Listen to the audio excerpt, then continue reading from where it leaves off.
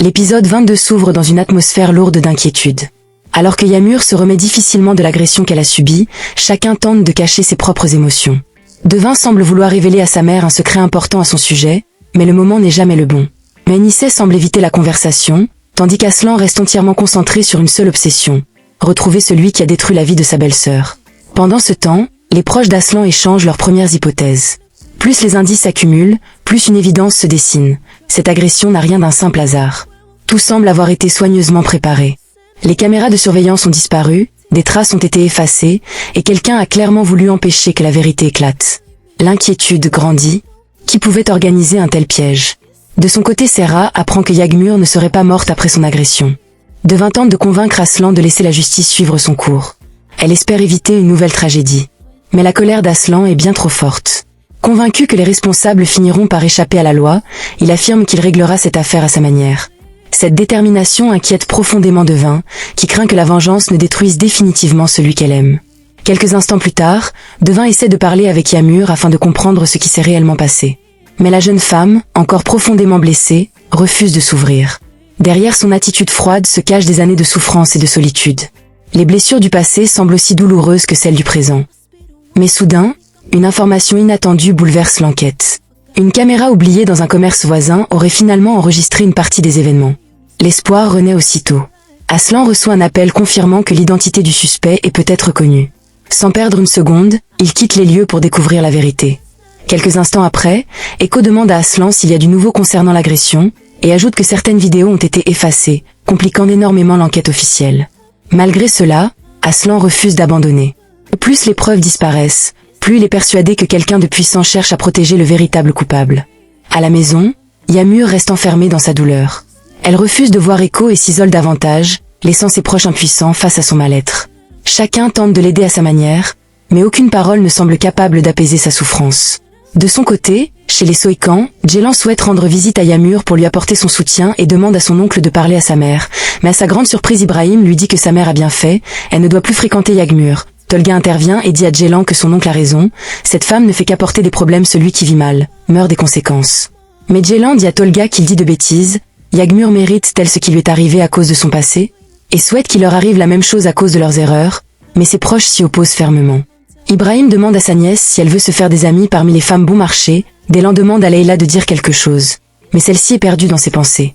Oulia arrive au même moment et interdit Djelan de revoir Yagmur. Pendant ce temps, Sian appelle Devin pour prendre des nouvelles de Yagmur. Devin profite pour le remercier d'avoir sauvé sa sœur. Sans lui, le pire aurait pu arriver. Devin pense qu'elle est suivie par une voiture et dit à Sian qu'elle va le rappeler. Mais ce n'est pas tout. Oulia révèle à Ibrahim le nom du véritable agresseur de Yagmur. Ibrahim comprend immédiatement que si Aslan découvre la vérité, cela déclenchera une guerre encore plus dangereuse. Si Aslan agit sous le coup de la colère, il risque de provoquer un conflit avec la famille Kourouzadeh, une famille extrêmement puissante, prête à tout pour protéger les siens. De son côté, Tolga se rapproche d'Ibrahim pour lui parler de ses problèmes d'argent et lui demande de lui en prêter, qu'il va rembourser quand il réglera ses problèmes. Ibrahim accepte en disant qu'il n'a pas besoin de rembourser parce qu'il est d'une grande utilité, et qu'il a encore besoin de lui. Il s'avère que Tolga est la taupe que Aslan cherche.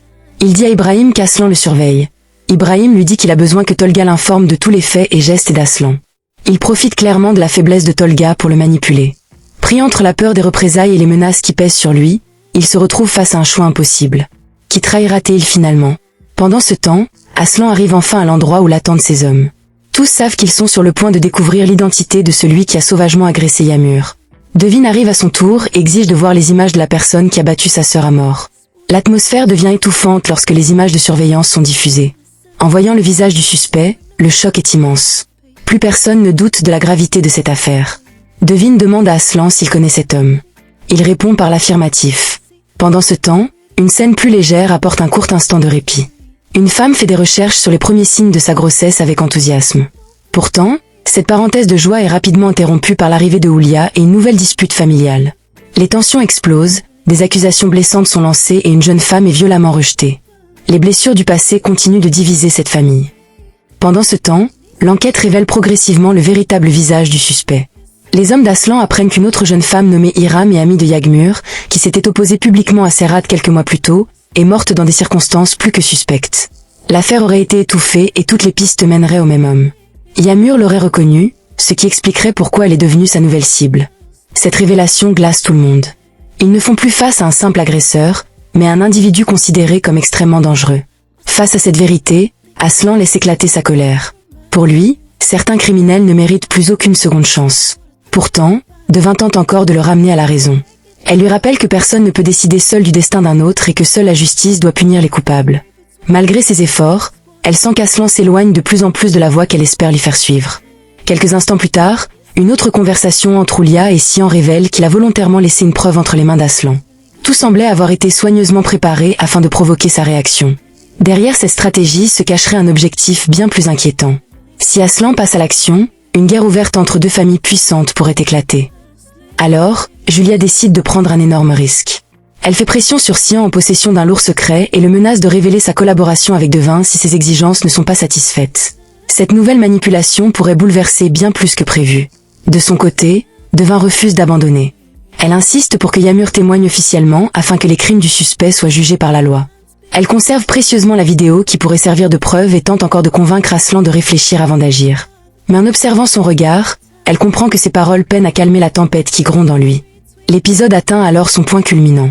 Alors que chacun espère éviter un bain de sang, Aslan prend finalement sa décision. Son ordre est aussi bref qu'inquiétant. Ces hommes doivent faire tout ce qui est nécessaire. Cette simple phrase suffit à faire naître une terrible question. Aslan est-il sur le point de déclencher une guerre dont personne ne sortira indemne?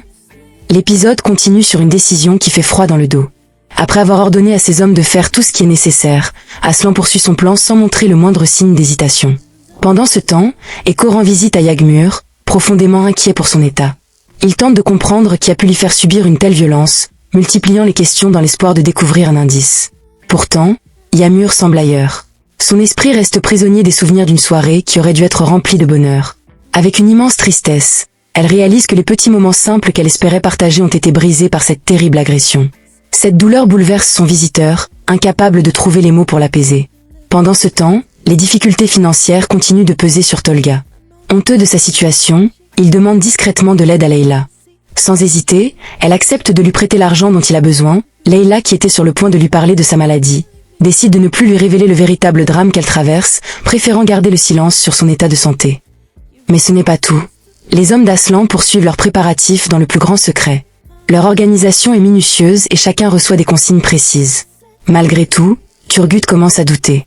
Ils savent que leur cible appartient à une famille influente et craignent que cette opération ne déclenche des conséquences irréversibles. Pourtant, personne n'ose remettre les ordres d'Aslan en question.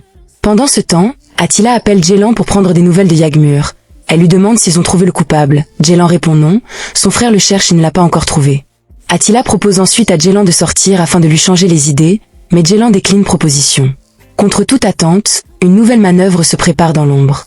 Attila contacte un journaliste et lui demande de publier rapidement une information visant directement la famille Soykan. Le scandale est soigneusement construit pour salir leur réputation et alimenter les rumeurs. Une véritable guerre médiatique semble sur le point d'éclater. Pendant ce temps, Ibrahim rencontre enfin Serhat. L'entretien est lourd de tension.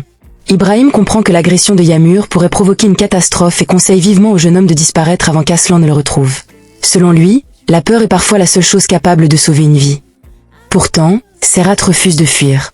Convaincu qu'il peut encore contrôler la situation, il minimise le danger malgré les nombreux avertissements. Ibrahim tente une dernière fois de lui faire comprendre que le véritable problème ne vient pas seulement d'Aslan, mais aussi des conséquences que cette affaire pourra avoir au sein de sa propre famille. Parce que son ami Attila ne lui a pas dit que Yagmur est belle-sœur d'Aslan, et il utilisera cela pour faire les gros titres de son journal. Plus les révélations se multiplieront, plus son avenir deviendra incertain. L'entretien se termine sans véritable accord. Ibrahim comprend alors que Serhat ne changera pas d'avis. L'épisode s'achève dans une tension insoutenable.